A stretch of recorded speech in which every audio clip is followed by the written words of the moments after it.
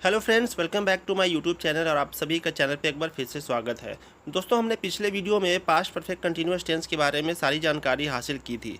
इसका डेफिनेशन क्या होता है, इसका पहचानने का तरीका क्या होता है, इसके सभी तरह के स्ट्रक्चर हमने सीखा था।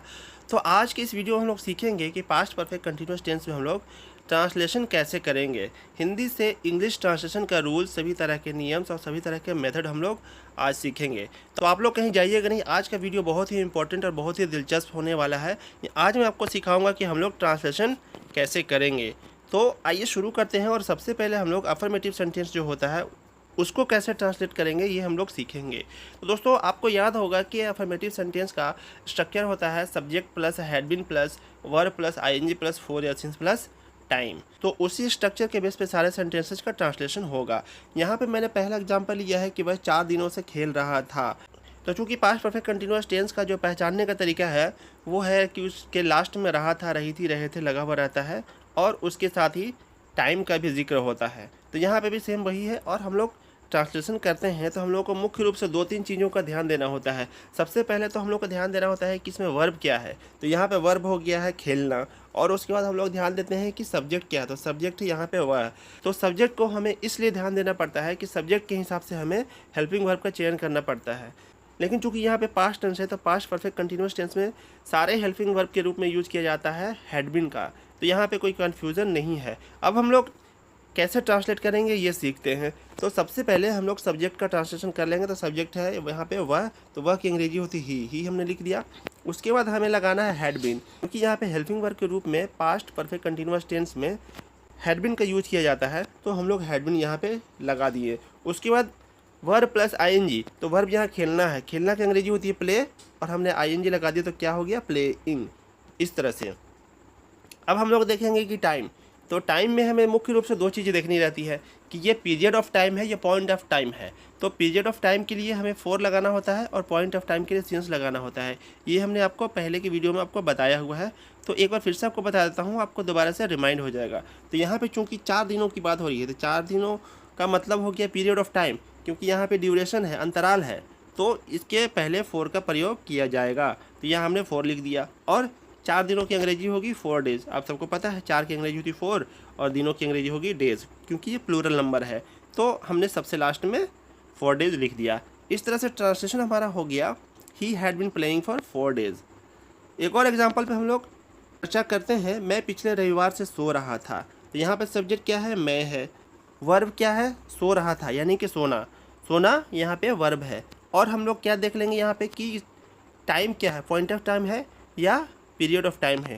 तो यहाँ पे टाइम पिछले रविवार यानी कि पॉइंट ऑफ टाइम है। अब हम लोग इसका ट्रांसलेशन करते हैं। तो मैं की अंग्रेजी होती है आई हमने लिख दिया। हेल्पिंग वर्ब के रूप में हमने हैड बीन का इस्तेमाल किया। स्लीप मीन्स सोना होता है, तो स्लीप को हमने आईएनजी लगाने के बाद स्लीपिंग लिख दिया। और चूँकि मैंने आपको थोड़ी देर पहले बताया था कि ये पॉइंट ऑफ टाइम है, तो हमने उसके पहले सिंस लगाया है। जो टाइम है उसके पहले हमने सिंस लगाया है। और पॉइंट ऑफ टाइम क्या था, तो पिछले रविवार से। तो रविवार की अंग्रेजी होती है, आप लोग जानते हैं, संडे, और पिछले का मतलब लास्ट। तो इस तरह से सेंटेंस का ट्रांसलेशन हो गया I had been sleeping since last Sunday. हम लोग इस तरह से अफर्मेटिव सेंटेंस का ट्रांसलेशन करते हैं। उम्मीद है आप लोग सीख गए होंगे। अगर किसी तरह के कोई डाउट्स आती हैं तो आप कमेंट सेक्शन में बेहिचक पूछ सकते हैं, आपको उसका रिप्लाई मिल जाएगा। सो गाइज, आइए अब हम लोग सीखते हैं कि नेगेटिव सेंटेंस का ट्रांसलेशन हम लोग कैसे करेंगे।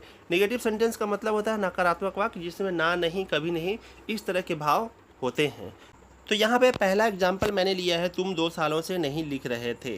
तो यहाँ पे सबसे पहले ध्यान देने वाली बात क्या होती है, सबसे पहले हम लोग ध्यान देते हैं कि वर्ब क्या है। तो वर्ब है लिखना, और समय देख लेंगे हम लोग। तो समय है 2 सालों से यानी कि ये पीरियड ऑफ टाइम है। और सब्जेक्ट क्या है, सब्जेक्ट तुम है। तो अब हम लोग इसका ट्रांसलेट इस तरह से करेंगे। सबसे पहले सब्जेक्ट की अंग्रेजी हम लोग लिख देंगे। तो तुम की अंग्रेजी होती है यू हमने लिख दिया। और हेल्पिंग वर्ब के रूप में हैड बीन का यूज़ किया जाता है। लेकिन आपको याद होगा कि नेगेटिव सेंटेंस के स्ट्रक्चर में मैंने बताया था कि हैड और बीन के बीच में नोट शब्द का प्रयोग किया जाता है नेगेटिव सेंटेंस के लिए। तो यहाँ पे हमने हैड नोट बीन लिख दिया। और वर्ब हमारा लिखना है, लिखना की अंग्रेजी होती है राइट। तो राइटिंग हमने लिखा आईएनजी लगा करके। और मैंने जैसे कि आपको बताया कि टाइम जो है से पीरियड ऑफ टाइम है, तो उसके लिए 4 का इस्तेमाल होगा। और लास्ट में हम लोग 2 सालों से, तो 2 सालों की अंग्रेजी हमने लिख दिया 2 ईयर्स। इस तरह से ट्रांसलेशन हमारा हो गया you had not been writing for 2 years. Negative sentence में इस तरह से हम लोग ट्रांसलेशन करते हैं। एक और एग्जांपल पे हम लोग चर्चा करते हैं, वे लोग सुबह से नहीं टहल रहे थे। तो वे लोग की अंग्रेजी होती है दे, और जैसा कि मैंने आपको थोड़ी देर पहले ही बताया कि नेगेटिव सेंटेंस में हेल्पिंग वर्ब के रूप में हम लोग हैड नॉट बीन का यूज करेंगे।